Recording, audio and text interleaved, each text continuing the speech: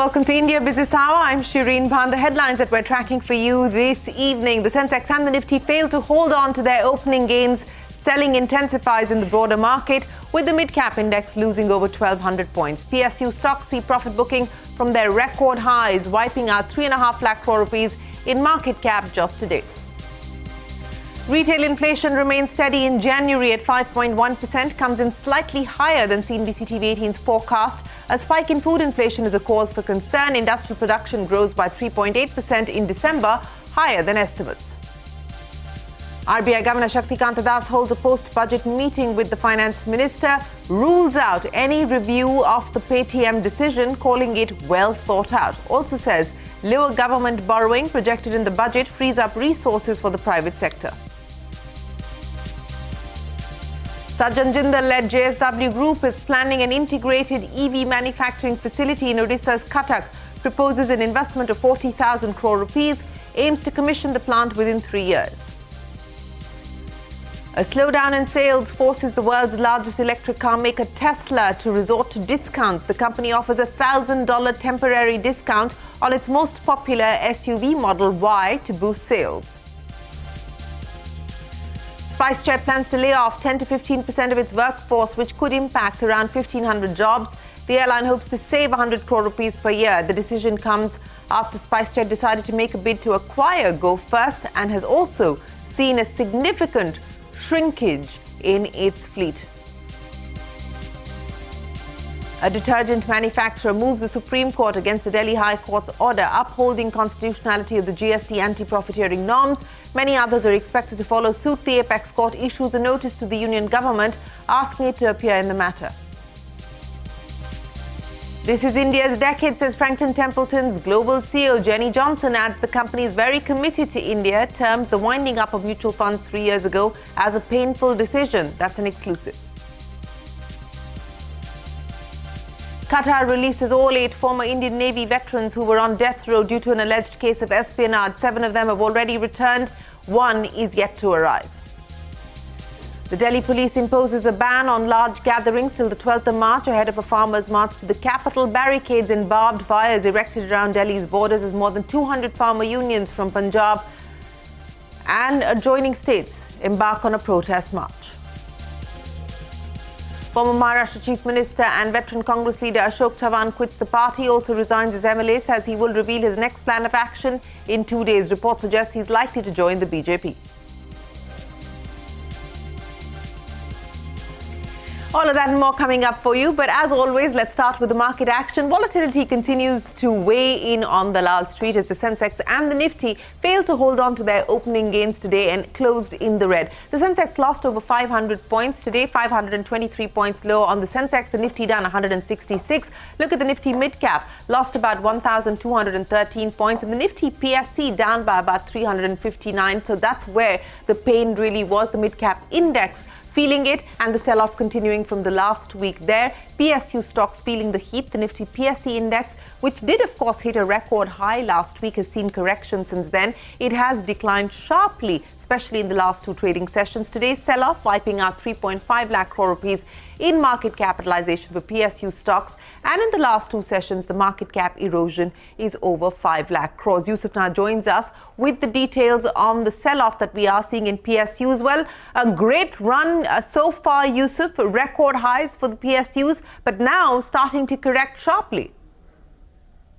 After witnessing a year-long strong rally that saw PSU stocks valuation hitting 67 lakh crore rupees, their sell-off has intensified. Lower than expected earnings from a handful of them and stretched valuation has led to PSU profit booking. After losing 1.5 lakh crore rupees on Friday, investors lost another 3.5 lakh crore rupees today. This takes the total wealth erosion to a massive 5 lakh crore rupees in just 2 sessions. The Nifty PSE index has come off more than 6% in the last 2 sessions, with NHPC losing the most. While the stock fell as much as 20% in 2 sessions, other state-owned firms like Hindustan Aeronautics, Oil India, Indian Oil Corporation, Power Finance Corporation, REC and SAIL declined between 8 to 12%. Additionally, stocks like SJVN, NBCC, ITDC hit their low circuits today. LIC lost the most in valuation in absolute terms. Their market cap eroded by 52,000 crore rupees. The life insurer was followed by IRFC, which lost 38,000 crore rupees in 2 sessions. Remember, the Nifty PSE index has gained 80% in 2023 compared to the benchmark Nifty 50's gain of 20%. Yusuf, many thanks for joining us. On to the macros. India's retail inflation remains steady for the month of January, coming in a tad above CNBC TV 18's estimates. Meanwhile, industrial production has grown by 3.8% in December, and that is higher than estimates. Lata is standing by now to take us through her analysis of both the IIP as well as the inflation print. Lata. Well, today's inflation number is a slight disappointment for the market. While it's 5.1 compared to 5.03, which is CNBC TV 18 poll, many in the bond markets were expecting a sub-5 number, 4.95 or thereabouts. That's always psychologically more satisfying. Now, the Reserve Bank in its February 8th policy had brought down its forecast for Jan-Feb-March quarter from earlier 5.2 to 5%. With January itself coming at 5.1, chances are it may not be able to meet the 5% forecast. It could be ending a little higher, but just marginally higher, if that. The only worrying part of the inflation number is not this headline inflation of 5.1, but food inflation, which has come in at 8.3%. Now, the CNBC forecast was 7.4. Last month, December was 9.5. Compared to that, 8.3 looks good, but the internals of food is not very satisfying. Cereals inflation is up about 0.5% month on month. It is up about 7.9% year on year. Now, cereals is a good 12% of the CPI basket, and cereals, of course, is the staple food for the country. That index, that price item going up month on month and year on year is going to be very negative from a political standpoint, from a humanitarian standpoint, and definitely from a policy-making standpoint for the Reserve Bank. The other numbers, vegetables, pulses are all coming down, but pulses is still about 19.5% higher year on year. That will also be a source of worry. Other elements in the food basket are not too bad, but winter is always the best time for veggies and fruits. So, we can't be too happy that veggies and fruits have come down month on month. By the time we come to March, April, even those could rise. Sugar is another negative element. It's up about 7% year on year. So the government and the Reserve Bank have their task cut out when it comes to food inflation. The positive for the Reserve Bank is the fall in core inflation to 3.6%. Now, core inflation is something the Reserve Bank's interest rate policy actually impacts. And that's a success story, coming down to 3.6, well below the 4% mark, which is the mandated headline inflation target for the Reserve Bank and the MPC. So that's the good news. Very quick mention, the IIP number coming in at 3.8% is better than our poll of 2%. Within IIP, it's manufacturing at 3.9. Nothing very gung-ho. Capital goods has fallen a bit to low single digits. But consumer non-durables and durables are at least in positive terrain. But the IIP number is nothing much to write home about. It's not very important for policy making. It is CPI that's important. And over there, it is, not very good news. It's just about a little higher than expected. So bond markets will not be cheered much tomorrow by this number.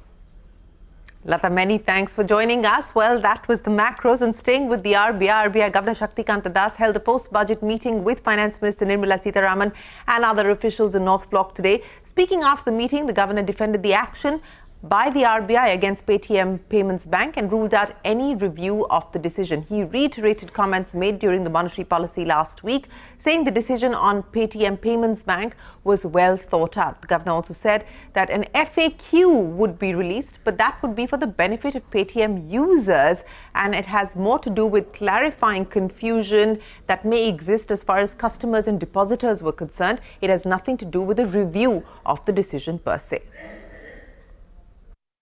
There is no, at the moment, let me say very clear, there is no review of the decision. If you are expecting a review of the decision, let me very clearly say there is no review of the decision. FAQ which we are proposing to issue is targeting the inconvenience or targeting the issues faced by the customers and the customers and the depositors, like all the FASTag holders or the wallet users or the account holders. Customer interest में जो issues है उसको हम अभी FAQ में deal कर रहे हैं, लेकिन रिव्यू ऑफ डिसीजन फिलहाल ऐसा कोई review of decision is not on the table. No review of the decision on Paytm Payments Bank. That's the RBI governor. Meanwhile, shares of Paytm's parent company, 197 Communications, were up in trade after 2 consecutive weeks of losses. Late Friday evening, the company announced that it has set up a committee to focus on strengthening compliance and regulatory matters after the RBI's crackdown. The committee will be headed by former SEBI chief M. Damodaran, and we understand that the committee will meet at some point later this week. India's UPI services were introduced in Sri Lanka and Mauritius in a virtual meeting attended by Prime Ministers of all 3 nations. The RuPay card services were also launched in Mauritius. As part of this, the launch enables the availability of UPI settlement services for Indians travelling to Sri Lanka and Mauritius, as well as for Mauritian nationals and Sri Lankans travelling to India. Remember, France was the first European nation to allow UPI payments from Indian tourists visiting the Eiffel Tower earlier this month. The big corporate story this evening, the JSW Group has signed a memorandum of understanding with the Odisha government to set up an integrated electric vehicle and battery manufacturing plant in Cuttack. The JSW Group has proposed to invest over 40,000 crore rupees. Parikshit is standing by now with more details. Parikshit, large investments there being chalked out by the JSW Group, and this on the back of that joint venture that they've already inked with the MG Group, going big on the EV space. This is a very important announcement that has come from the JSW Group. They are looking to begin construction in Cuttack, Odisha by the end of the year. In fact, they want to commission this facility within the next 2 to 3 years. This will have not just electric vehicle manufacturing, but also battery manufacturing. And they really want to have a complete ecosystem and supply chain of electric vehicle components within this manufacturing facility, what they call an integrated facility.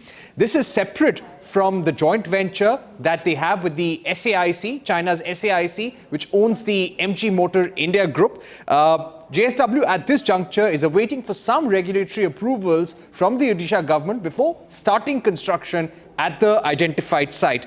Sajjan Jindal, the chairman of the JSW Group, has already said in Odisha that they are looking to set up capacity for about 100,000 commercial electric vehicles per year. So commercial vehicles is going to be a priority for the JSW Group. They also want to set up a production line which can cater to at least 300,000 passenger electric vehicles per year.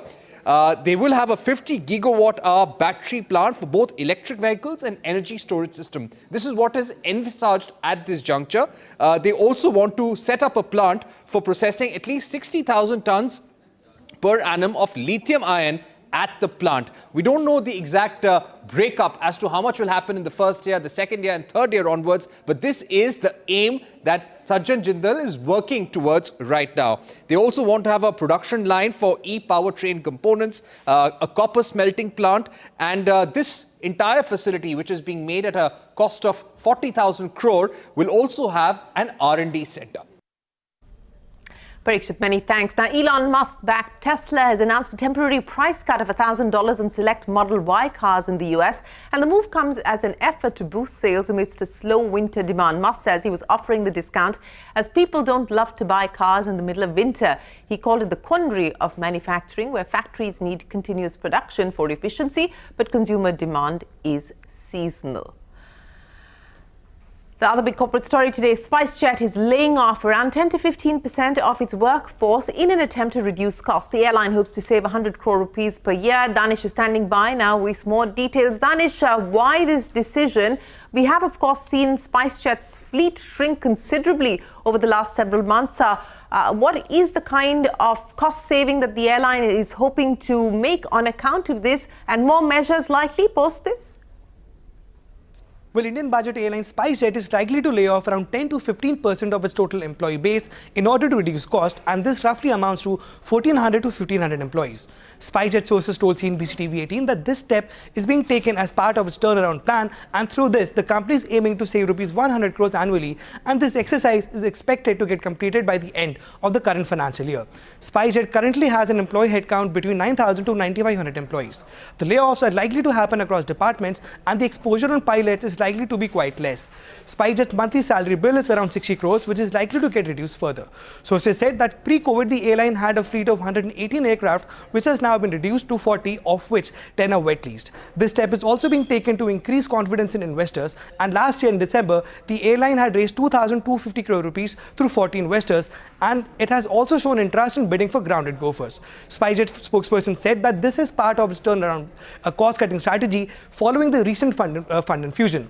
The airline has initiated several measures, including manpower rationalization, to achieve profitable growth. The airline is expected to take further more steps in order to reduce more fixed cost. Danish, many thanks for joining us. The Supreme Court has allowed ArcelorMittal, Nippon Steel and Indian Oil to appoint arbitrators to resolve their dispute involving Essar Steel. The development comes days after ArcelorMittal, in a U-turn, agreed to take the arbitration route on IOC's 8,700 crore rupee claim. The Apex Court has also set aside a Delhi High Court order that had earlier quashed IOC's plea for an arbitral tribunal. The court directs both parties to appoint their respective arbitrators within a week's time. Staying with the court, the Supreme Court has issued a notice to the union government on the back of a detergent manufacturer's plea against the Delhi High Court's order upholding the constitutionality of the GST anti-profiteering norms. Now, the court has asked the centre to appear in the matter. Remember, over 100 companies, including the likes of Hindustan Unilever and Patanjali, had filed petitions against the provisions of the anti-profiteering clause under the GST in the Delhi High Court. The Delhi High Court had ruled in favour of the government. Raymond chairman Gautam Singhania's estranged wife Nawaz Modi Singhania has filed a non-cognizable complaint against the industrialist. Modi has accused Singhania of intimidation, spying and threats in that complaint. The Mumbai police has said the allegations at this stage warrant only a non-cognizable complaint and not an FIR. Remember, CNBC TV 18 had reported earlier that settlement talks were off the table between the couple for now. Franklin Templeton continues to be committed to the India market. That's the word coming in from Global CEO Jenny Johnson. Speaking exclusively to me, Johnson said this is India's decade. She also spoke about the winding up of the debt mutual funds by Franklin Templeton 3 years ago, which ran into regulatory rough weather, calling it a painful decision. Take a look. You ran into a fair amount of rough weather in 2021, yes, to sort of put it mildly. But what kind of course correction have we seen you do post that to deal with the regulatory action that was taken and, what the road ahead looks like now in terms of the cleanup? Unfortunately, we did run in with COVID. We ran into real serious liquidity issues in our fixed income portfolios and had to make an incredibly difficult decision of closing down those funds to preserve value for clients. And the problem is you have a responsibility to both manage your clients' assets and give them good returns. And the good news is, since then, we have paid back almost 110% on average across the portfolios. But we didn't meet the liquidity needs that people had at those times. And that's a real shortfalling. But in order, again, to give kind of the fairness across all the investors, we made that tough decision, even though it has been painful from a reputational standpoint. And a lot of people thought we'd exit India at that point. But again, looking at it, India from the long-term perspective, we think this is India's decade. Well, that's Franklin Templeton's Global CEO, Jenny Johnson. Up next on India Business Hour, the Delhi police imposes a ban on large gatherings till the 12th of March ahead of a farmers' march to the capital. Details coming up. You can catch all of CNBC TV 18's news and updates on Facebook, X, Threads, Instagram and JioCinema.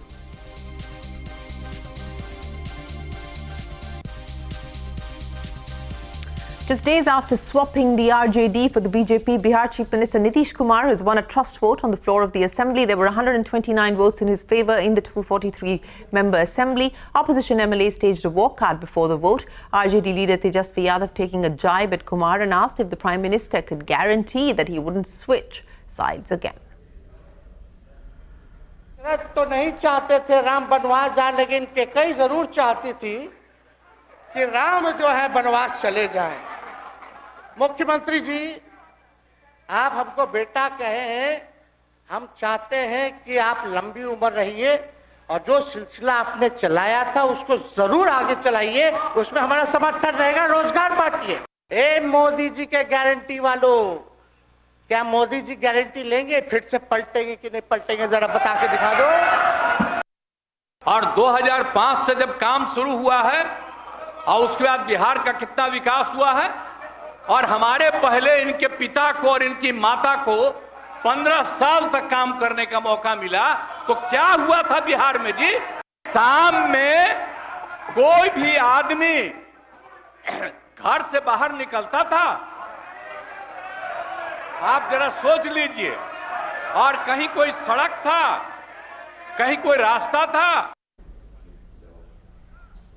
And another setback for the Congress in Maharashtra. Veteran leader Ashok Chavan, who served as the Chief Minister of Maharashtra for close to 2 years, has resigned from the party. He's also quit as MLA. Addressing a press conference, Chavan said he will take a decision in the next few days on what he intends to do. He is the third big exit from the Maharashtra Congress this year after Baba Siddiqui and Milind Deora. While Siddiqui has joined the NCP, headed by Ajit Pawar, Milind Deora has joined Chief Minister Eknath Shinde's Shiv Sena. 7 of the 8 former Indian Navy officers arrested in Qatar over alleged espionage have returned to India. The 8th Indian national has also been released, and the government is working with the Qatar government to see how quickly he can return back home. Prime Minister Modi will visit the UAE tomorrow and Qatar on Wednesday. This will be his first visit to Qatar since 2016. His agenda includes meeting with the Emir of Qatar and discussing bilateral relationship. The Prime Minister's 2-day trip to the United Arab Emirates begins tomorrow, where he's expected to inaugurate the country's first Hindu temple. Delhi is bracing for a new wave of farmers' protests. The police has imposed Section 144 in the city ahead of a mega protest by farmers who will be pouring into the capital from neighbouring states Punjab, UP and Haryana. Over 200 farmers' organisations are expected to be part of the protest. Farmers, among other demands, are pressing for a law guaranteeing minimum support prices. Shivani Bazaz gets us more. Well, yes, another farmers' protest 2 years after the farmers laid siege to Delhi in opposition to the 3 controversial farm laws.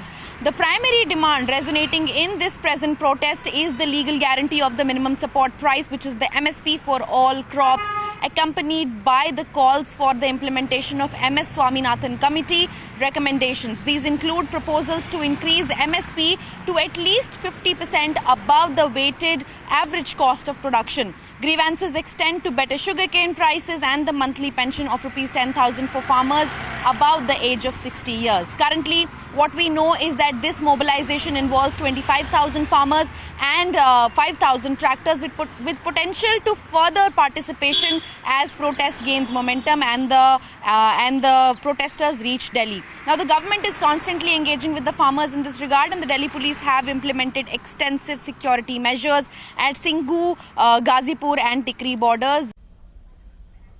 Well, the top international story, Israel's military has said that 2 hostages were rescued from Rafah after overnight strikes. Hamas claims 67 people, including women and children, died during Israeli raids. Meanwhile, US President Joe Biden has warned Israel against a full-scale ground offensive in the overcrowded city of Rafah.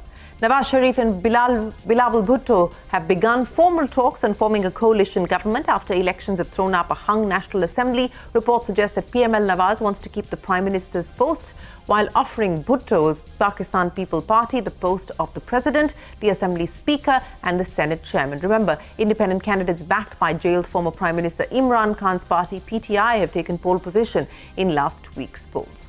Former US President and Republican frontrunner Donald Trump has said he would encourage Russia to attack any NATO member that fails to pay its bills. The White House has called the comments appalling and unhinged. Secretary General Stoltenberg, well, I don't know if he is anymore, but he was my biggest fan. He said all these presidents came in, they'd make a speech, they'd leave, and that was it. And they all owed money, and they wouldn't pay it. I came in, I made a speech, and I said, you got to pay up.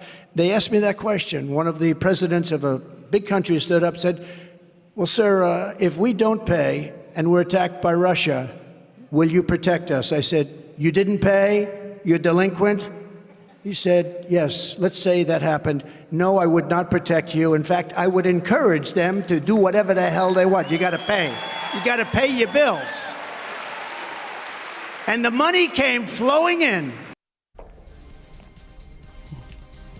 Well, that is Donald Trump. And with that, it is time for us to wrap up this edition of India Business Hour. Thanks very much for watching. Do stay tuned to CNBC TV 18. We've got a lot more coming up right after this short break. We will see you right after this.